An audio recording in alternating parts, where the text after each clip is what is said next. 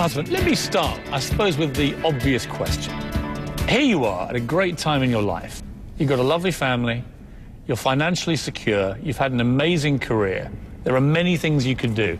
Why on earth would you possibly want to go into the cauldron of being President of the United States? Are you questioning my judgment or what? I'm already questioning your judgment. We just got to know each other, for heaven's sake.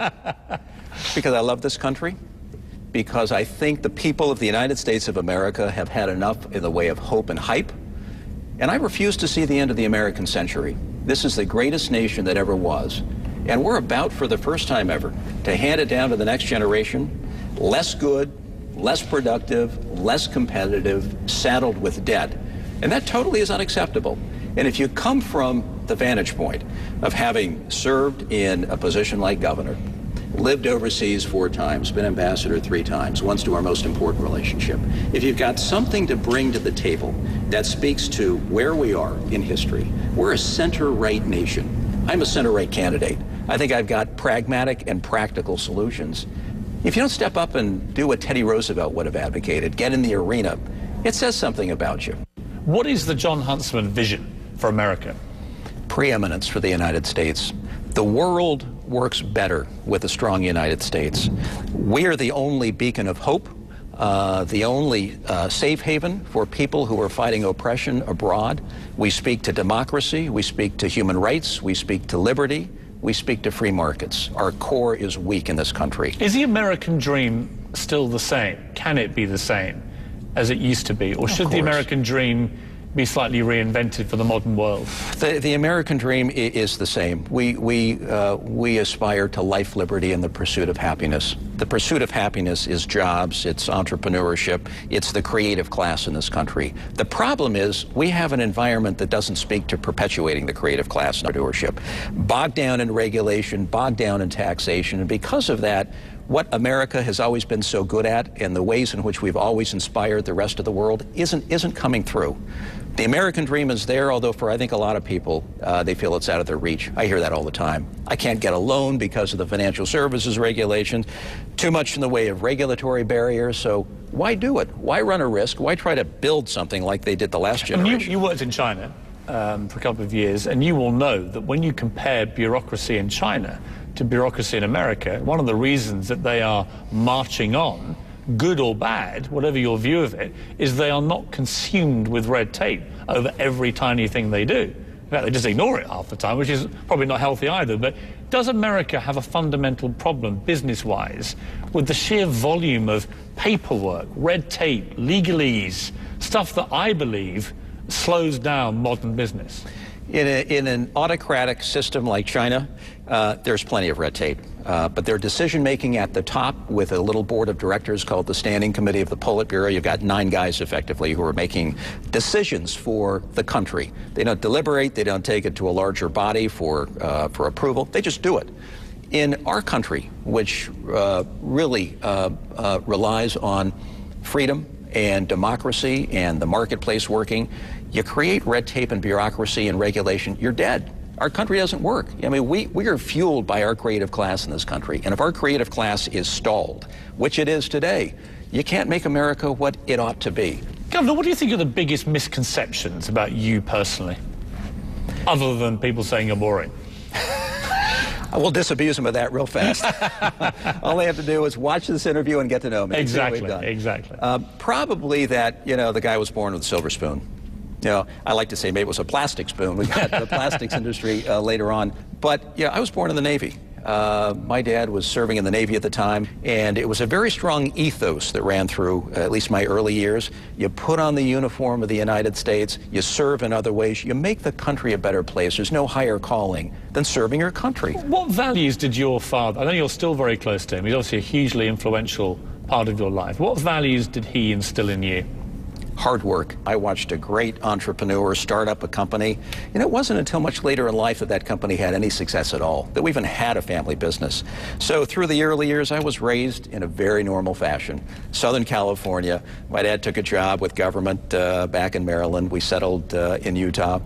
Pretty normal upbringing. I mean, the bit I like about your early background, which is not commonly known, I don't think, is that you dropped out of high school to be a rock star.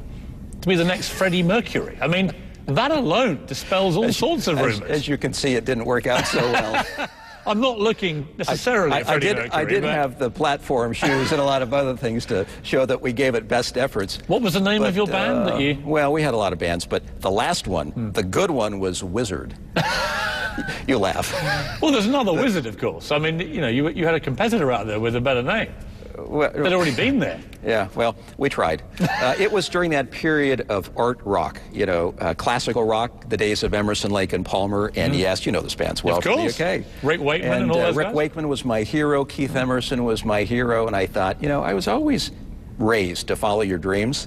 Go for it, go for the roses, be the best that you can be, and I thought that we could make it in the music business. I mean, I wouldn't say that the rock and roll lifestyle, Governor, isn't necessarily compatible with a Mormon lifestyle, for example. Did you see a potential conflict arising? Had you pursued your dream? Donnie and Marie did okay.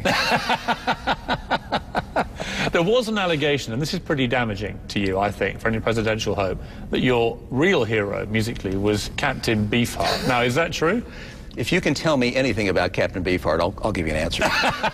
But you can't. So. Well, I'm told you're the expert. I mean, to me, he was always a bit of a joke, but perhaps you can give me another spin on it. Let's just say he was avant-garde. he was discovered by Frank Zappa. That should tell you everything you need to know about Captain Beefheart. But there was a period in time, maybe between 1968 and 1978, maybe the early 80s, where he was probably the most cutting-edge avant-garde music. Not for everybody's taste, but hey, I liked it.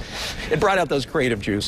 You're the same kind of age of President Obama. I think you're a year older than him. You both come in on this likable ticket. You both come in on a change ticket. I want America to be better. Lots of similarities people have drawn between you both as men, as human beings.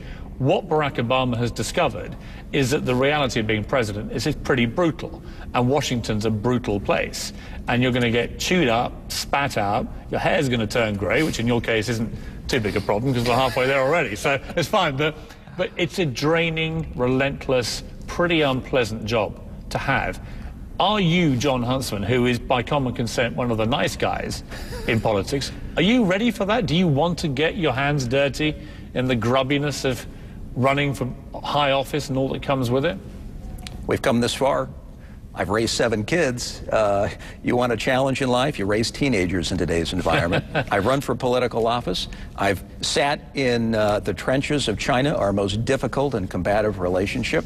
You bring a lot of experiences that most people never have when they come into the presidential fray. Are you prepared for it? I ask one question, and then I have my answer, and that is, can your family stand by you through thick and thin? Are all of them to a person dedicated to mission and to purpose? And they are. When I interviewed Governor Chris Christie, he said that he didn't want to run this time because his family just weren't old enough already for all the pressure of a White House campaign.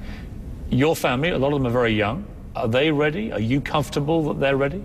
They have been raised in a public milieu, a public environment. They've seen the good and the bad. They've read the blogs that sometimes can be very painful. So you times that by 50 or 100. You know, the pain is the same, basically. But they've been in that basic environment. Obviously, America's looking at all the candidates now, and what they're hearing is that the favorites are Buckman, Perry, Romney. They're not hearing Huntsman. Why is that, and how do you change that? Well, it's early days. I mean, how many front runners have we had in this race so far? A race that hadn't even taken off yet. I think we've had 4 or 5 front runners. When does it get real to you? When is the point when we should look at how you're performing and properly judge you? Not August. August is the dog days of summer. But you get into the fall season, you get close to the early primary states, people begin to tune in, they take a look at the candidates, they start inventorying where they are on the issues, and that's where they're going to say, that guy right there is a problem solver. That guy brings something to the table. He's been there and he's done that. We'll take a short break and then come back and ask you about specifically your opponents in this Republican race and what you think of the Tea Party generally, who I guess are as much your enemy as they are Barack Obama's right now.